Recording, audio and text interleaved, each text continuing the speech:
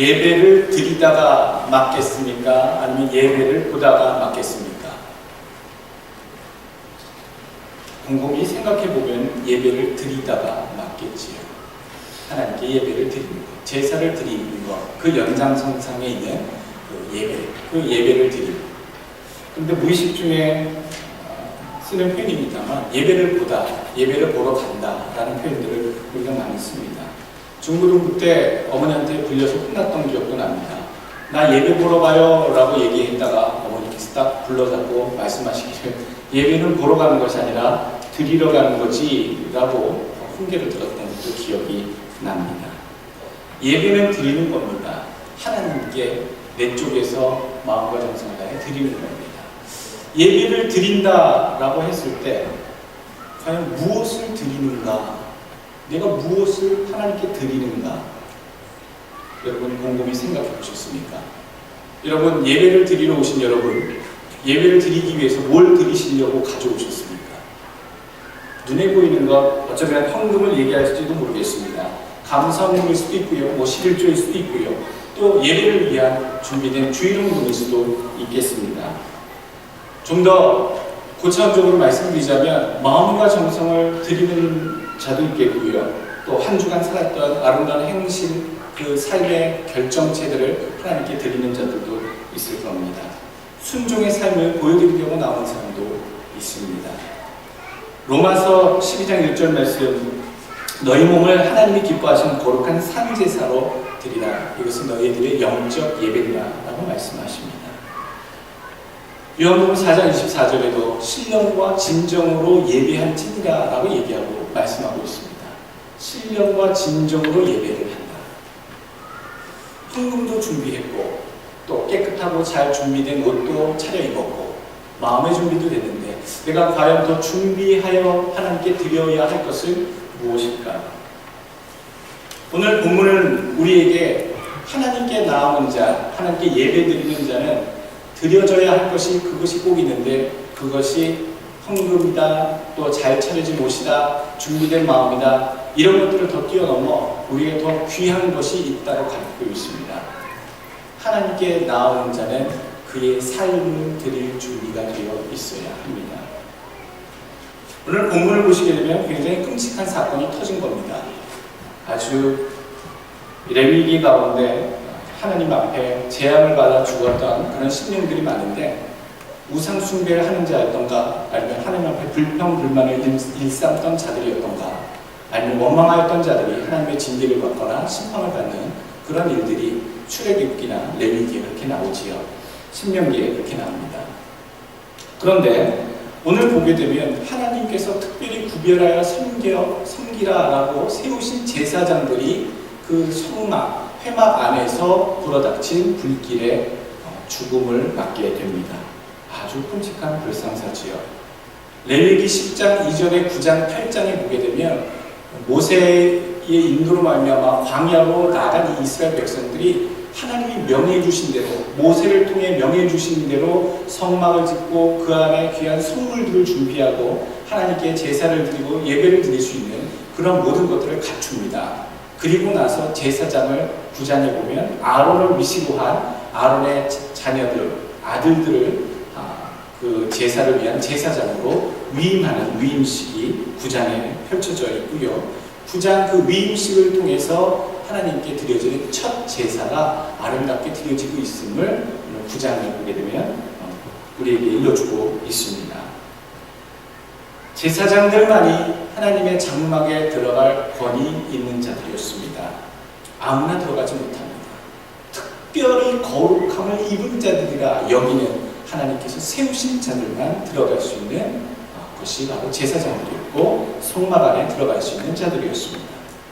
그 제사장들이 준비한 기름과 제물을 제단에 올려놓고 하나님께 분향할 때에 하나님께서 그것이 합당하고 기뻐하시면 거기에 불이 살라져서 하나님께서 받으시는 제사가 온전히 진행이 되는 것이겠지요.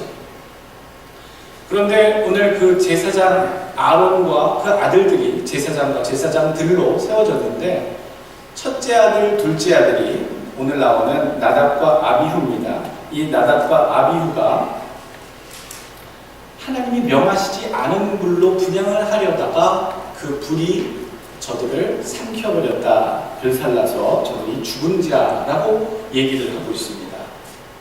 아주 끔찍한 일이 왜 벌어졌는가?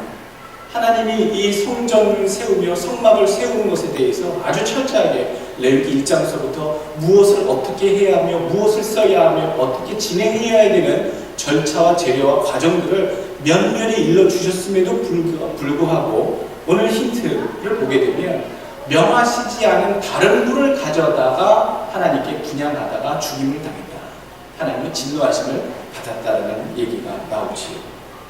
오직 하나님의 제사, 번제단에 있는 불만을 사용하라 말씀하셨는데 아무래도 성전 이곳저곳에 있는 불씨 아무거나 가져다가 그 향단에, 제단에 불을 붙이려 하다가 오늘 재앙을 만난 것 같습니다.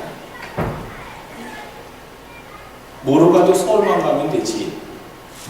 어떻게든 제사에 틀만 갖추면 되지. 그것이 어디서 가져온 불이 되든 그런 것까지 세세하게 신경 써야 할 이유가 있을까? 여러분들 오늘 본문을 통해 우리에게 주시는 교훈은요, 하나님께서 정해주신 것은 그대로 하라고 일러주신 것은 우리가 그 규례대로 법규대로 꼭 지켜야 한다는 얘기입니다. 하나님의 그 정하신 의도가 있으시고 뜻이 담겨 있기 때문에 우리는 그것을 지켜야 합니다. 하나님이 정해주신 그 불을 가져다가 하지 않았다는 것은요, 오늘 이 제사장 이 두 아들들이 하나님의 규례를 멸시하는 마음이 있었다는 것이고요. 두 번째로는 하나님의 명령에 불순종하였다는 사실이 드러나게 된다는 것입니다. 두 가지 큰 잘못이 있습니다. 하나님이 세우신 그 법규를, 규례를 마음껏 어겼다는 것과 하나님께 불순종하였다는 사실이죠. 사무엘상 15장 22절 말씀에 사무엘이 가로되 여호와께서 번제와 다른 제사를 그 목소리 순종하는 것을 좋아하심 같이 좋아하시겠나이까? 순종이 제사보다 낫고 듣는 것이 수양의 기름보다 나으니. 하나님 제사를 받으시고 제사 드리는 걸 하나님 기뻐하십니다. 그럼에도 불구하고 그 제사를 드리는 것 자체보다도 더 하나님 무게를 두고 더 귀히 보고 계시는 것이 있는데, 하나님 앞에 제사 드리는 자가 얼마만큼 하나님께 순종하는 마음으로 나오느냐, 하나님의 말씀을 경청하느냐, 듣느냐를 하나님 더 중하게 보고 계시고 기다리고 계신다는 얘기입니다. 여러분 오늘 예배 드리러 나오셨습니까? 오늘 일주일에 한번 주일날 드려지는 예배가 얼마나 중요한 예배인지 여러분 아실 겁니다. 그럼에도 불구하고 지금 이 중요한 예배를 드리러 나온 이 순간에 하나님이 보시는 것은요, 이 예배를 드리러 나온 자들의 마음, 그 마음 속에 하나님의 규례를 따르고자 하는, 순종하고자 하는 그런 마음이 있는가, 그런 삶이 묻어나는가, 그리고 순종하는가에 대한 하나님께 대한 신앙의 고백을 하나님 더 중히 보고 계시다라는 사실입니다. 오늘 우리에게 주시는 첫 번째 교훈은 이겁니다. 교회가 거룩해지고 하나님을 가까이 하기 위해서 하나님을 사랑한다고 고백하는 자들이 힘써야 할 것이 과연 무엇일까? 예수를 믿다가 보면요, 그렇게 고지식하게 할 필요가 있을까라는 생각이 드는 것도 사실이 있습니다. 저희 아버님, 어머님 예전에 어르신들 신앙생활 하신 데들 보면 참 헌금도요, 뭐 10,000원짜리, 5,000원짜리, 1,000원짜리, 예전에는 1,000원짜리로 그렇게 드렸던 것 같은데 1,000원짜리를 그렇게 고르십니다. 고르고 그 다음에 이렇게 그 중에 제일 깨끗한 걸 골라서 이렇게 봉투에 넣으시고, 또는 주머니에 들어왔던 그런 지폐들 가운데 가장 깨끗한 것들을 항상 먼저 뽑아서, 야, 이거는 뽑아서 이번 주 헌금해야지 라고 이렇게 읊조리시면서 성경책에 이렇게 껴놓으시는 거예요.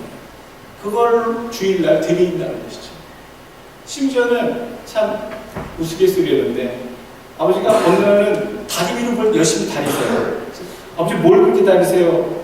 제가 어렸을 때인데, 그때 하나님께 드릴 헌금이 너무 구겨져서 다리 위를 다리고 있다. 저는 한참 웃었습니다. 다리 위는 옷 다리는 거지 돈을 다리고 계세요? 막 웃었는데 아버지가 겸연쩍게 웃으시더라고요. 이게 그나마 제일 깨끗한데 접혀져 있어서 아버지가 좀 다니는 거야. 껄껄껄껄 그러셨던 아버지 그 모습. 제가 생각나는 게, 그때는 굉장히 우스꽝스러웠고요. 헌금 돈을 다니고 있다는 거에 대해서 되게 우스웠는데 지금 오늘날 지금에서 생각해 보면 하찮은 것이지만 별거 아닌 것 같지만 가장 작은 것부터 하나님께 정말 뭔가 좋은 것 정성으로 구별된 것을 드리고 싶어 했던 아버지의 마음, 아버지의 신앙이 얼마나 거룩함을 위해서 애쓰셨던 것이었는가 느껴지는 그런 에피소드로 기억된다는 것입니다. 여러분, 오늘 우리는 온전한 예배를 드리기 전에 첫 번째 드리는 교훈은요, 온전한 예배자로 설 수 있기를 주의 이름으로 축원합니다. 하나님이 원하시는 것은 온전한 제사를 드리는 제사자, 온전한 예배를 드리는 온전한 예배자를 원하십니다. 하나님께서는 우리에게 그렇게 얘기하시지요. 가인과 아벨의 제사를 통해 우리에게 교훈하시는 교훈은 무엇입니까? 말씀하시는 교훈은 뭡니까? 똑같은 다 제사, 정성이 들어가 있는 것 같은데 하나님이 알려주신 대로, 하나님이 원하시는 대로 그대로 따라 드리는 그 제사를 하나님 받으심으로 하나님의 규례를 순종하는 자의 마음이 어떠한지를 함께 받으신다는 것을 오늘 아벨의 제사를 통해 우리는 교훈하고 계십니다. 내 마음대로 편한 대로 요즘 교회가 하나님의 중심을 맞추느냐 아니면 사람들에게 편하게 중심으로 가느냐에 따라 인본주의적인 교회가 있고 신본주의적인 교회가 있습니다. 어폐가 있는 것 같지요? 교회는 하나님의 지도하심과 예수 그리스도의 인도하심이 있는 신본주의적 교회가 당연히 교회인데 가만히 세상을 들여다보면 사람을 중심으로 교회를 중심으로 움직여지는 교회가 있고 진정 하나님이 원하시는 뜻을 위해서 모두가 움직여지는 교회가 나뉘어진다는 얘기입니다. 사람이 편하려면요 한도 끝도 없습니다. 사람을 중심으로 한다면요 예배 시간도 마음대로 옮길 수 있고요, 줄일 수도 있고 느릴 수도 있고 바꿀 수도 있고 요일도 변경할 수도 있고요, 없앨 수도 있고 만들기도 하고 이랬다 저랬다 할 수도 있는 것이 교회의 제도입니다. 그러나 그렇게 해서는 절대로 안 됩니다. 우리는 하나님 중심으로 가야 하고 하나님이 정해놓으시고 하나님이 원하시는 그 방향대로 그 방법대로 하나님께 나오셔야 합니다. 여러분, 나는 얼마나 예수 믿으면서 내 편의적인 상황 속에 안주하고 있는지 생각해 보십시오. 더 정성이 들어가야 되고요, 더 하나님께 필요한 하나님이 원하시는 그 과정을 밟아야 되는데 얼마나 생략하고 얼마나 그냥 건너뛰고 무시하고 모른 척하고 넘어뛰며 그런 척 이 자리에 서 있지는 않은지. 오늘 끔찍한 일이 벌어졌음에도 불구하고 모세는 단호하게 그 조카들에게 그렇게 얘기합니다. 이 모세와 아론은 형제지간이고요, 아론의 자녀들이기 때문에 아론은 4명의 아들을 두었습니다. 오늘 나답과 아비후가 있고요, 또 4절, 5절 말씀에 6절 말씀에 엘르아살과 이다말이 있는데 엘르아살과 이다말이 셋째, 넷째가 됩니다. 첫째, 둘째가 향로에 불을 담아 잘못 드린 몸 죽게 되고 나서 둘째, 셋째가 그 자리를 이어서 제사장의 직분을 아버지와 함께 이어나가게 되지요.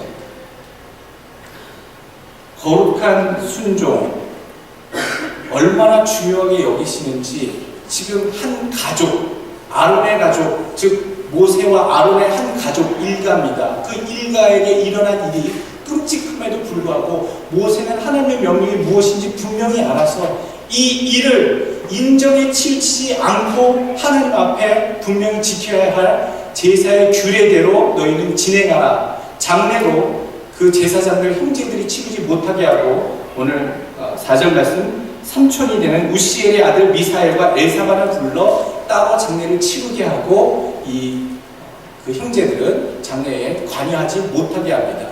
심지어 그것을 같이 슬퍼하며 그 형제의 죽음, 형님과 둘째 형님의 그 죽음에 대해서 같이 애통하며 괴로워하고 슬퍼하는 것조차 못하게 합니다. 어떻게 보면 굉장히 야멸차고 어떻게 보면 굉장히 인정이 없는 모세의 가르침이고 지시인 것 같지만 모세를 통해 하나님이 우리에게 보여주고 계신 것은요, 오직 슬퍼하고 괴로워할 것은 무엇에 대해서 슬퍼할 것이라 6절 후반부 말씀 여호와의 치신 불로 인하여 슬퍼할 것이라. 형제를 잃은 것을 인하여 슬퍼하신 것이 아니라 여호와께서 그 불로 사람을 치셨다라는 그 사건에 대해서 슬퍼하라라고 그 가족에게 당부하고 있고, 그것을 보고 있는 백성들에게 보여주고 있습니다. 하나님의 명령대로, 하나님이 원하시는 믿음의 삶대로, 자세대로, 그 과정대로 살지 않는 제사를 드릴 때에 하나님이 받지 않으시고 심판하시고 징계하신 것을 교훈 삼아 슬퍼하라고 하는 모세의 교훈을 오늘 우리는 눈여겨봐야 한다는 것이죠. 주일날 헌금 잘 준비하셨습니까? 깨끗한 옷 잘 입고 오셨습니까? 정돈된 마음으로 나오셨습니까? 정말로 한 가지 더 드릴 게 있습니다. 하나님께 나오는 자는요, 일주일 동안 얼마나 거룩하고 구별된 삶을 살았는지 준비된 그 삶을 다 고백 마음에 담고 이 자리에 서셔야 합니다. 하나님께서는 그 준비된 삶, 어떻게 하나님의 규례대로, 명령대로, 가르침대로 일주일 동안 살았는지에 대해서 그 살았던 삶의 행실을 제물로 받으십니다. 로마서 12장 1절 보게 되면, 여러분, 너희 몸을 하나님이 기뻐하시는 거룩한 산제사라는 표현을 제가 아까 읽어드렸습니다. 근데 영어로는요, 거룩한 산제사가 어떤 표현이냐면 living sacrifice, 즉 살아있는 제물입니다. 구약의 백성들이 하나님 앞에 제사를 드릴 때는요, 그 제물을 준비할 때 가장 흠없고 정결한, 아주 좋은, 완벽한, 구별되어진 것을 선별해서 제물로 드립니다. 거룩하게 한 제물을 드린다는 것이죠. 근데 너희 몸을 거룩한 산 제물로 드리라는 말씀은요, 흠도 없고 티도 없고 어떠한 부족함도 없는 그런 제물을 드리듯이 너희의 일주일간의 살아있는 삶이 부족한 것도 없고 오류도 없고 실수도 없고 하나님 앞에 잘못된 죄악도 없는 참 일주일간의 삶이 칭찬할 만한, 하나님 거룩히 받으실 만한 그러한 삶으로 이 자리에 나의 삶이 드려질 수 있도록 하라라고 하는 교훈이 지금 로마서 12장 1절에 거룩한 산제사의 의미라는 얘기입니다. 아들이 참 착한 일을 많이 했어요. 착한 일 많이 하면 상 줄게, 또 칭찬해 줄게, 어디 놀러 가줄게, 그렇게 늘 말씀하시던 아버지가 먼 여행을 떠나서 돌아왔는데, 그 아들이 그 일주일 동안에 있었던 일, 착한 일, 엄마 말씀 잘 들었던 일, 선하고 좋은 일들, 기뻐하실 만한 일들을 가득한 것을 가지고 아버지한테 막 달려오는 거예요. 아빠, 나 일주일 동안에 이런 일 있고 이거 있고 저거 있고 해서 정말로 칭찬을 많이 했어요. 아버지 들으세요. 아버지. 여러분, 이 심정, 이 느낌 무엇인지 아십니까?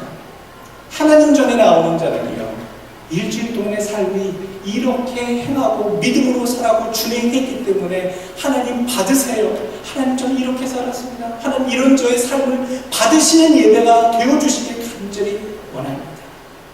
이 자리는 그래서요, 그렇게 살아오셨던 자들이 나와서 예배드리기 때문에 하나님의 축복이 임재하는 순간의 자리가 되고요, 하나님이 역사하는 순간의 자리가 되고요, 하나님이 칭찬하시고 하나님의 은혜가 나누어지고 넘치는 자리가 되어지는 겁니다.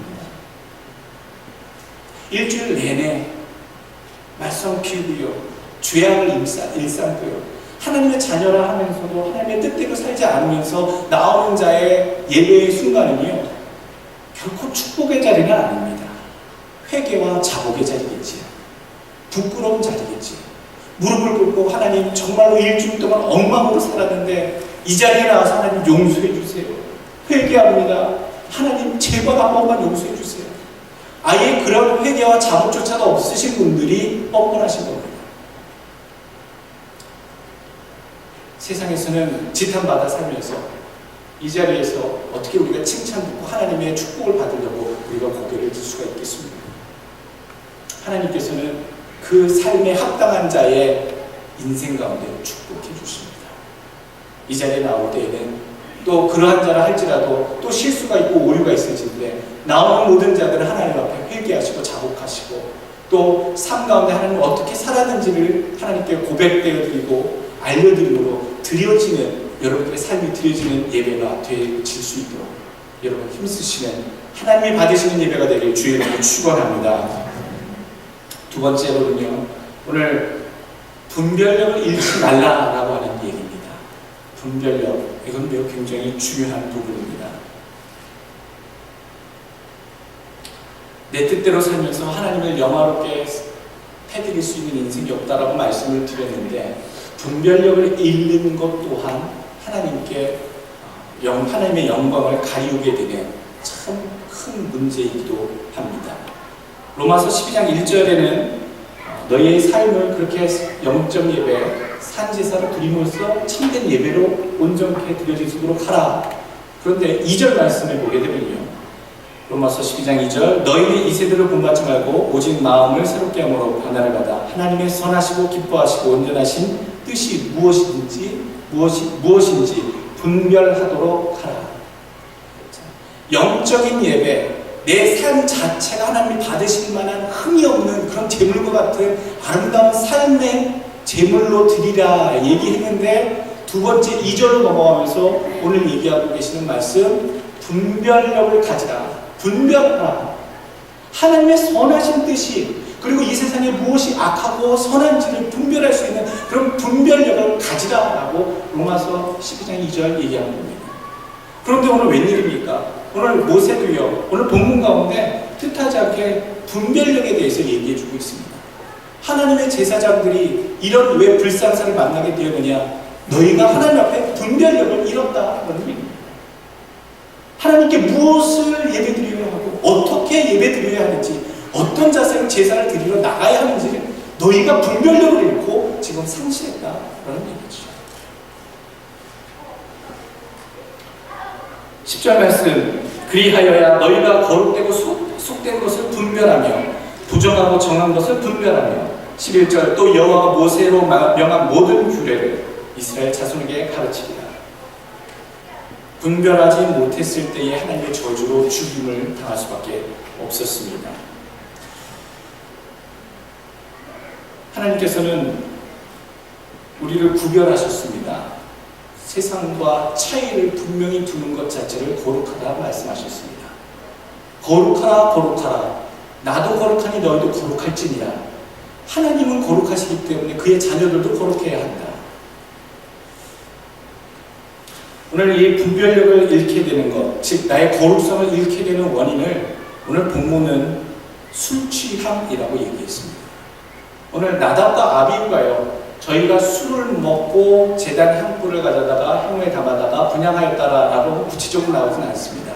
그런데 오늘 9절에 딱 보게 되면 모세가 이 일을 당하면서 한마디로 더 첨가해서 확정하고 각오를 던지는 것은, 너나 내 자손들이 회막에 들어갈 때에는 포도주나 독주를 마시지 말아서 너희 사망을 면하라.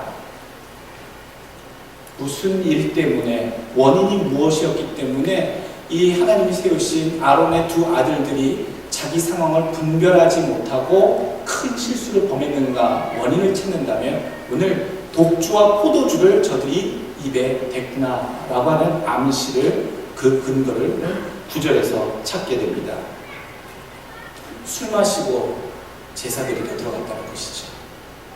독한 술, 독주는 독이 든 술이 아니라 아주 독한 술을 얘기합니다. 제정신이 아니라는 거죠. 자기의 온전한 정신을 잃어버렸을 때 하나님 앞에 어떤 자세로 예배드려야 하는지 자체를 잃어버리고 그 정신이 마비되었다는 얘기입니다. 오늘 여러분들 분별력을 잃지 않기 위해서 오늘 구체적으로 언급된 것이 술 취하지 말라입니다. 목사님 한두 잔 마시는 거야 뭐 그렇습니까? 여러분 그것까지 제가 쫓아다니면서 말릴 수 있는 것은 아니라고 생각이 됩니다. 마시지 마십시오. 술 취하지 마십시오. 여러분 오늘 성경을 통해 말씀하고 있는 것은 무엇입니까? 우리가 분별력을 잃게 되면 하나님의 자녀로서 세상을 분별할 수 있는, 거룩성을 유지할 수 있는 도구가 부러지는 겁니다.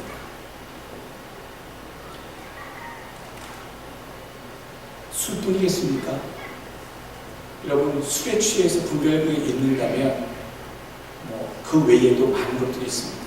어떤 자들은 중독되는 여러 가지 현상들에 의해서도 이성이 마비되거나 정신을 잃거나 신앙의 온전한 분별력을 잃기도 합니다.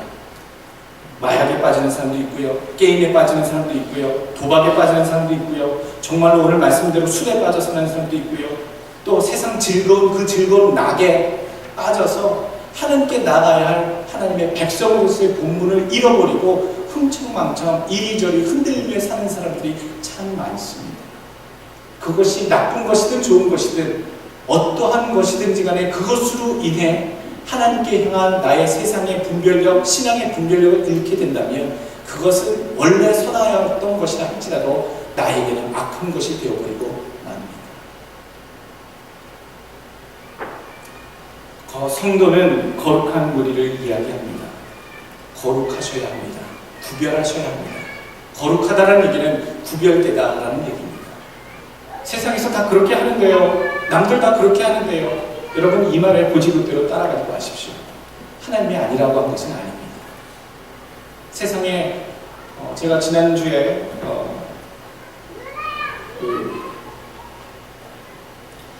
어떤 그 목사님, 공부에서 목회하신 목사님의 뉴스를 잠깐 이렇게 읽었는데요. 장준하 사회운동 하셨던 그 선생의 아들 되시는 목사님이었습니다. 근데 그분이 교회에서 동성애는 하나님이 기뻐하시지 않는 겁니다 라고 몇 번을 설교했는데 그 교회가 굉장히 회중교회입니다. 장로교회랑은 좀 달라서 많은 교인들의 의견이 굉장히 많이 반영이 되고 그 반영된 대로 교회 운영이 진행이 되는 그런 특징들을 많이 갖고 있기 때문에 회중교회는 그 교회 목사님이셨는데 한인교회 동성애는 하나님이 보시기에 불편한 겁니다. 잘못된 겁니다. 죄악입니다. 라고 설교했을 때 성도분 가운데 많은 사람들이 동성애에 대해서 설교 다시 하시면 목사님 자리가 위태롭습니다. 그만두셔야 될지도 모릅니다. 오히려 저희가 교회 못 나오겠습니다. 라는 협박을 받았다는 거예요. 그런데 그 목사님이 계속 동성애는 잘못된 것입니다. 설교했을 때 교인들이 그 목사님을 저보고 떠났다. 그런 얘기를 그 기사 인터뷰에 뉴스에 나온 것을 봤습니다. 죄를 죄라고 얘기하고요. 잘못된 것을 잘못된 것이라 죄악을 선포하는데 하나님 앞에 구별되라고 세상과는 차이를 두라고 세상이 다 그렇게 얘기하고 있지만 하나님이 잘못됐다고 얘기하는 거에 대해서 구별되라 라고 선포했는데 그거를 받아들이지 못하는 자들도 있다. 그렇죠. 아마 그 교인들 가운데 동성연애자들이 많았던 것 같아요. 아니면 거기에 호의적이었던 여러분, 우리는 세상과 분명히 구별되셔야 됩니다. 내가 세상 사람들과 분명히 크리스찬으로서의 구별되어진 것, 주일날 교회에 열심히 다니는 것 외에 다른 생각하는 거나 행동하는 거나 어떤 상황에서 결정을 내리는 것 가운데 참 당신은 크리스찬 같군요 라고 하는 그 삶에 드러나는 모습이 세상 가운데 자연스럽게 나타날 수 있어야 됩니다. 그러한 삶이 하나님이 받으실 만한 온전한 삶이 됩니다. 오늘 세 번째 드리는 말씀은요. 나의 거룩함으로 하나님의 영광과 거룩하심을 증명해내라라는 얘기입니다. 하나님께 나아가는 자는 반드시 거룩하여야만 합니다. 오늘 3절 말씀 모세가 아론에게 이르되 이는 여호와의 말씀이다. 이르시기를 나는 나를 가까이 하는 자 중에서 내가 거룩하다 함을 얻겠고 온 백성 앞에 내가 영광을 얻으리라. 3절 말씀에 왜 이런 사단이 일어났는지 끔찍한 일이 발생했는지에 대해서 하나님이 품고 계신 생각을 모세의 입을 통해서 선포하십니다. 하나님께 가까이 나가는 자를 통해 하나님께 거룩하다고 있고 하나님은 거룩하심을 여기심을 받겠고 또 영광을 받겠다라고 얘기하고 계시다는 것이죠. 그러니까 하나님께 나아가는 자들은요 거룩하지 않으면 하나님께 거룩함을 올려드릴 수가 없는 거예요. 하나님의 거룩함을 나타낼 수가 없는 거예요.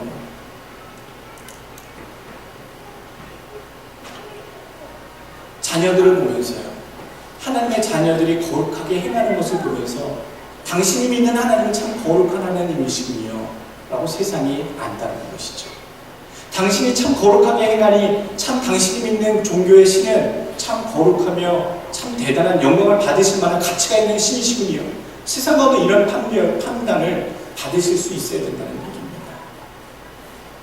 우리의 경거망동 때문에 우리의 잘못된 행동 때문에 당신도 거룩하지 않고 당신도 그런 식으로 세상에 타협하며 살면서 어떻게 우리 따라 착하게 살라고 예수 믿으시라고 우리한테 거룩하게 살라고 얘기할 수 있겠습니까? 이제 세상은 우리에게 방문하고 있다는 얘기입니다. 우리가 거룩해져야지만 세상은 하나님의 거룩한 줄 압니다.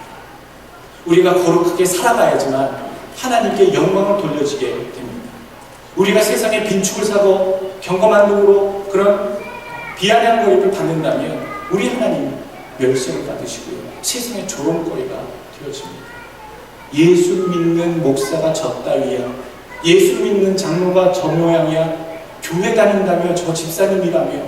그런데 회사 돈 띄어먹었어. 삥땅했어. 저렇게 나쁜 짓 했어. 여러분, 이것 자체만으로도 하나님 앞에 어마어마한 불경건함을, 하나님의 영광을 크게 가리우는 그런 일을 우리는 지금 행하고 있다는 거예요. 한 사람의 행악함이 얼마나 하나님께 큰 죄악이 되는지. 여러분, 우리는 항상 죄악을 저지를 때 나의 실수가 별거 아니라고 늘 스스로 생각하고 가볍게 여깁니다. 이까짓것 하겠지요. 얼마 전에 한국의 카드대란 정보 노출된 거 여러분 아시죠? 한 사람이 중요한 정보를 결정할 수 있는 그 권한을 접근할 수 있는 사람이 돈 몇천만 원, 2천만 원도 안 되는 그 돈에 전 국민의 신상 정보를 다 팔아 넘김으로 말미암아 전 국민이 다 뒤집어진 거 아시지요? 저도 그래요. 저도 확인해 봤습니다. 물론 한국에 빈 통장밖에 없습니다만 빈 통장이라도 그 통장을 만들 때 넣었던 모든 신상 정보를 다 넣었기 때문에 아마 다 개방이 되었을 거예요. 1억 400만 건입니다. 우리 4천만, 5천만 그러는데 1억 400만 건의 모든 신상 정보가 다 유출되었어요. 그래서 통장을 만든 기억이 있는 모든 한국에 있는 백성들은, 국민들은요, 다 은행으로 달려가서 자기 것을 갱신하지 않으면 안 되고, 더 놀라운 것은요, 갱신을 해도 갱신한 것 자체가 접근이 이미 다 오픈이 되어 있기 때문에 갱신 하나마나 다 그 효과가 불분명하다라고 관계당국에서 다시 얘기를 하고 있습니다. 한 사람의 죄악이요, 한 사람이 참 어쩔 수 없이 지을 수밖에 없는 그런 죄악이 있어서 죄악을 저질렀겠습니다만, 그 한 사람의 별것 아니겠지 한 그 죄악 때문에 얼마나 수없이 많은 사람들이 그것으로 인해 직접 간접적인 범죄의 피해를 입게 당하고, 사기를 당하고, 도용을 당하고, 끔찍한 스트레스를 받게 되고, 많은 국가의 모든 전 국민이 이렇게 힘들어지는 일이, 여러분, 한 사람의 잘못에 인해서, 죄악으로 인해서 파급되었다. 죄악은 그런 겁니다. 내가 별거 아닌 것 같아도, 내가 예수 믿지만 욕까지 거 하고 생각하는 그 죄악 때문에 예수 믿는 모든 자의 얼굴에 불편한 것들이 같이 보이게 되고요. 하나님께 영광을 돌리지 못하게 됩니다. 나 하나가 하나님의 얼굴을 대표한다고 여기시고 행하실 수 있기를 바랍니다. 내 입술에 나오는 한마디가 사람을 죽이기도 하고 사람을 살리기도 하고 하나님의 얼굴을 기쁘시게 하기도 하고 하나님의 얼굴을 망령되이 조롱거리를 만들 수도 있다라는 사실, 한 주간에도 여러분 아름다운 거룩한 백성이 될 수 있도록 노력하시고, 여러분들 마음속에 예배를 드리러 나올 때마다 하나님, 저는 한 주간 동안 잘 살았습니까? 못 살았습니까?